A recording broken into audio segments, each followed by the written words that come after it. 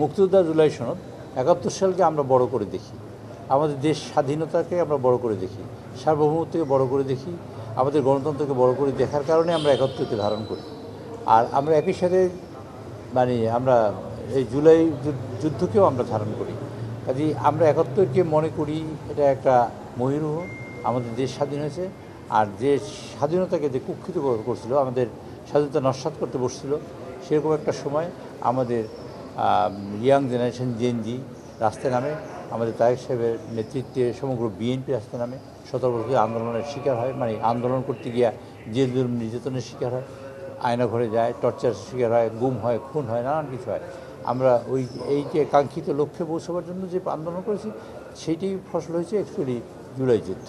কাজে জুলাই যুদ্ধটাকে আমরা যেমন গুরুত্ব দিই আমাদের স্বাধীনতা রক্ষার জন্য, কিন্তু স্বাধীনতার জন্য আমরা ৭১কে গুরুত্ব দিই। এটা হলো মূল কথা। আমরা যেটা চাই সেটা হলো স্বাধীনতায় যাদের ভূমিকা ছিল সেটাকে আমরা বড় করে দেখি। এই দেশের সমগ্র দেশ লিবারেটেড হয়েছে। আবার জুলাই যুদ্ধে যেসব মানুষরা তারা অকাতরে জীবন দিয়েছে তাদেরও আমরা শ্রদ্ধা করি। কাজে আমরা দুইটি স্পিরিটকে সামনে নিয়ে আগাতে চাই। আমরা একটা রিকনসিলিয়েশন চাই, আমরা চাই একটা ঐক্যবদ্ধ সংসদ। আমাদের মূল টার্গেট কি? সর্বশেষ আমরা যেখানে পৌঁছবো তাহলে আমরা গণতন্ত্রে পৌঁছতে চাই। আমরা সর্বশেষ যেখানে পৌঁছতে চাই সেখানে আমরা আমরা স্বাবলম্বী হইতে চেষ্টা করি। দিন শেষে সকল মানুষের জন্য খাদ্য দরকার, কাপড় দরকার, বাসস্থান দরকার।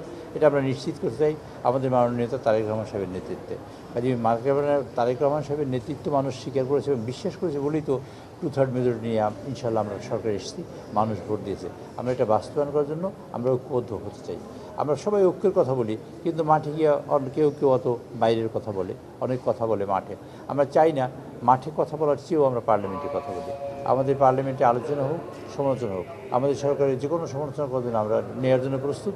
সমালোচনা গঠনমূলক হোক, আর বাক স্বাধীনতার নামে উৎসরটনা বাইরে না করে সেটা যদি আমরা সংসদে আলোচনা করি গঠনমূলক, সেটা ভালো হয়।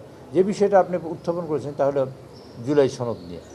জুলাই সনদ আমরা বাস্তবায়ন করতে আপনারা আজকেও দেখেছেন বলে আমরা জুলাই সনদ বাস্তবায়নের জন্য মূলত সব শেষে যে কাজটা করতে হবে তাহলে সংবিধান সংশোধন করতে হবে। তো সংবিধান সংশোধন যদি করতে হয়, এটা হয়তো উদাহরণ বলতে পারেন যে প্রথম সেশনে হলো না কেন, সেকেন্ড সেশন হলো না কেন।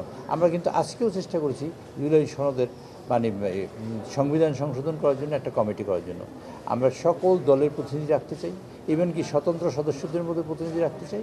এবং আমরা 8 জন মাননীয় সদস্যদের নাম দিয়েছি আমাদের সংবিধান সংশোধন করার জন্য বিএনপির তরফ থেকে। আমরা আবার একইভাবে অপোজিশন থেকে 26% পেলে অনেক কম হয়, তারপর বলেছি আপনারা 5 জন লোকের নাম দেন ওখান থেকে। তো ওখানে যদি 5 জন হয় তা আমরা সব মিলিয়ে এই কমিটির সকল দলের থেকে যদি থাকে তা আমরা করতে চাই। কিন্তু আজকে আপনারা দেখেন জুলাই সনদ নিয়ে আমরা কথা বলেছি, সেই জুলাই সনদের ব্যাপারে সংবিধান সংশোধন করার ব্যাপারে ওনারা বললেন যে আমরা একটু ভেবে দেখতে হবে, একটু সময় নিতে হবে, নেক্সট সেশনে করবেন কিনা, নেক্সট সেশনে করুক, সেটা আমরা চাই। করলে আমরা এটা বাস্তবায়ন করতে পারি। মূলত হলো আমরা যা কিছু করি তার মধ্যে 3টে বিষয় আছে। একটা হলো একেবারে টোটালি সংবিধান ফেলে দিয়ে নতুন করে সংবিধান লেখা, রিরাইট করা। আরেকটা আছে অ্যাব্রোগেট করা, যে সংবিধান সাময়িকভাবে সাসপেন্ড করে রাখলাম, অন্য কাজ করলাম। আর 3 নম্বর হলো সংবিধান। এই 3টার বাইরে কিছুই নেই। তা আমরা জুলাই সনদ যেটা আমরা করবো তা তো সংবিধানে ইনকর্পোরেট করতে হবে। এটি হলো বাস্তব। তো এখন বলতে পারেন আপনারা যে আমাদের মাননীয় সদস্যদের মধ্যে 220 জন নতুন সদস্য, তার মধ্যে বিরোধী দলে যারা বসছেন তারা সবাই না। কাজেই হয়তো বিষয়টা বুঝতে সময় লাগছে। আমি মনে করি ইনশাআল্লাহ আগামী সেশনেই আমরা এরকম একটা ঐক্যবদ্ধ জায়গায় বসতে পারবো। তবে আমরা আমাদের প্রস্তাব দিয়ে রেখেছি, তাদের সেই প্রস্তাব সামনে আসলেই আমরা কাজ করব।